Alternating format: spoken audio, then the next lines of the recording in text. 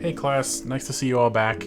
Today's lesson we're going to be talking about something called generative sketching. Generative sketching is using computer programs and code to create or augment images for the purpose of brainstorming or sketching. Essentially, it's having a computer doing the heavy lifting for us when it comes to drawing interesting images or coming up with interesting ideas. The program that we're going to be using for this lesson is called Webchemy.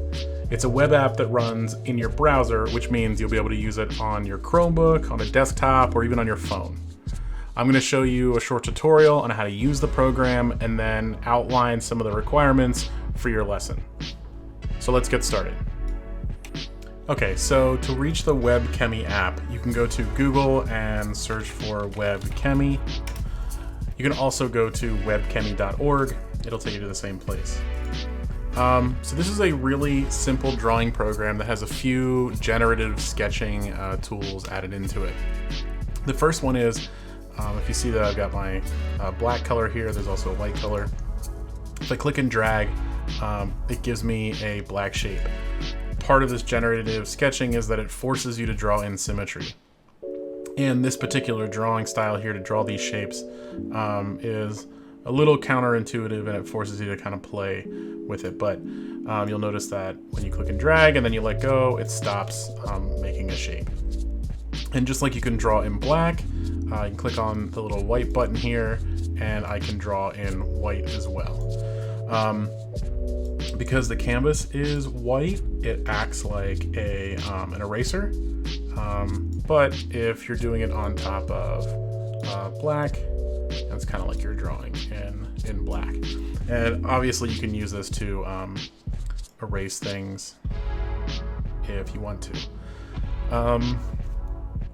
The next thing I want to show you how to do is drawing with opacity. So here in the middle of this toolbar, you'll see it says opacity 100%. If you click on that, there will be a slider bar with opacity on top of it. You can click and drag that down, and it'll show you the percentage of opacity you'd be drawing with. So let's right now set it to 33, and I'll pick my black color back, and I can draw with 33% opacity. And the cool thing about that is that if I do that over top of something that I've already drawn, it makes it slightly darker. So you can keep overlapping those to get neat effects where you sort of fade things in and fade things out if you'd like. Same thing with the white. If you draw over top of it, it's slightly faded, so you can sort of fade things out, erase them at different levels. Whatever you see fit. The next thing I want to show you are how to change what you're drawing with. So right now we're drawing with shapes.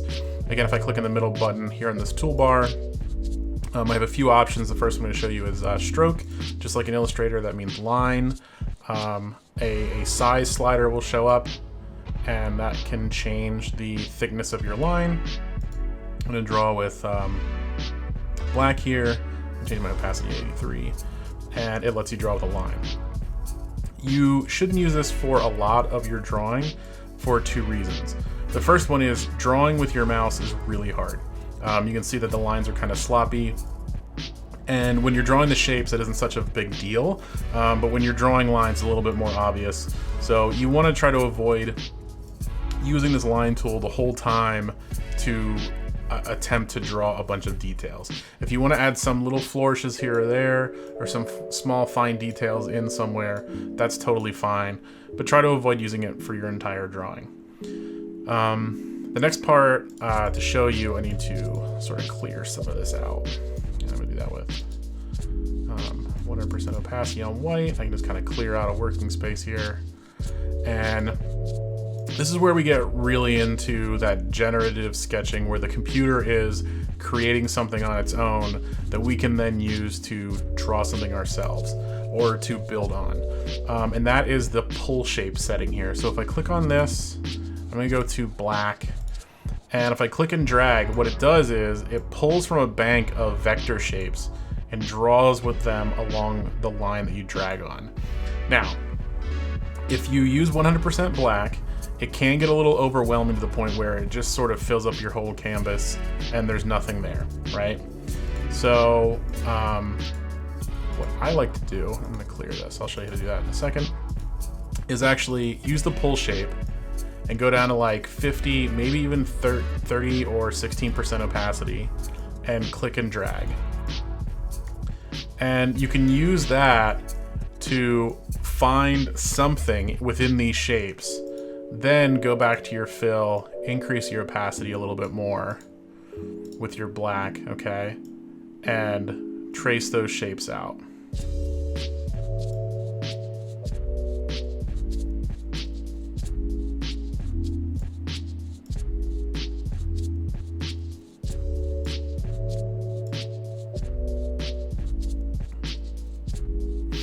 And another thing that I like doing is always drawing with less than 100% opacity. That way you can keep drawing over top of what you've done to get a few more details in without needing to change your colors over and over again or go back from white to black. The next thing I want to show you are splat lines. So to activate the splat setting, again, it's in your toolbar here. You click on this splat setting right here, and when you draw, you'll notice that the outside edge gets this sort of jagged texture. Again, it's just one more thing that adds to the texture of your drawing, and it gives you one more thing to kind of work with to add. And let's see here. So you can do that with the lines as well. It will make your lines jagged too, which, you know, can give you an effect of something like fur, or it just spices it up a little bit. I think it looks a lot nicer than just the regular lines that can be really hard to draw with your mouse. And let's do one more thing here. So one thing that I find is if you get to a point where you really don't like this, right? Don't just hit clear and start from scratch. What I like to do is I like to click on pull shape and make sure I'm on white and go to like 83% opacity and just draw on top of it. I'll also take jagged off. And just keep drawing until it gets rid of almost everything that's on your canvas. This way, you've always got something to work with, you got something to start with, and it'll give you a little bit of texture down on the bottom of your canvas. So if you do have some empty space, it's not just pure white. And then you can just go back to drawing your regular shapes. Now, if you want to do color, you can click on one of these buttons and you get a color picker similar to a lot of other Adobe programs. So you can click and drag to get your hue and change your brightness and saturation. I'm gonna do just like a darker red. And there's also a color picker here too. So if you wanted to click on the eyedropper and then you click on another color, you could grab that if you've just lost that color. And you can just get the drawing. I do really like having the splat setting on, even whenever I'm just drawing shapes, because I think it gets you some really interesting stuff going on there. And again, I like working at less than 100% opacity because I can add details and just kind of keep working without having to go back and change my color again. But I'm totally free to if I want.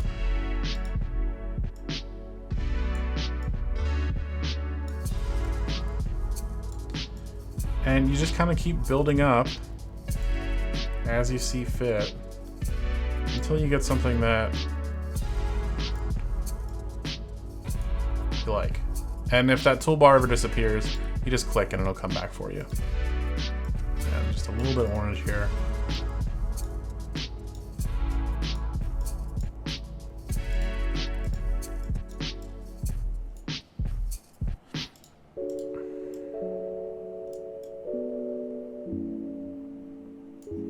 Now, let's say you are happy with this and you are done, okay? The way that we save is we click to get that toolbar to pop up. We click on this small little file button here, click there, and hit save as PNG, okay? That will automatically save the file to your downloads, wherever you have it set, or in your gallery for your phone, and you can use that to upload to Google Classroom. Okay, so these are the requirements for this lesson. First is you're gonna have to create 3 different images using the webchemy.org app. One image should be using black and white with 100% opacity the entire time. The second image should be using black and white using various levels of opacity, so anywhere between 100 and 16% opacity. And your final image should include different levels of opacity, but also have a color. And it's fine if it's just one little splash of color, or if you do the entire project or that entire image in color. All of your images should be representational, which means they should look like something. It's okay if that something is very abstract. It's okay if it doesn't look quite perfectly like that thing that you're going for, but if you show it to somebody, they should be able to pick an object or a thing out of your image. Also, your images should take up a majority of the canvas. I don't want to see any tiny little quarter-size drawings uploaded to Google Classroom. And finally, all of your images should have more than just the pull shape feature. It's fine to use that to get started, but it shouldn't just be a mishmash of random vector images that the program pulled out for you. When you're done with those, make sure that you save them all as PNG files, not SVG, save them as PNG files, and then upload each one to the Google Classroom assignment. Finally, I'm going to leave you with some examples other artists have done using the Webchemy app.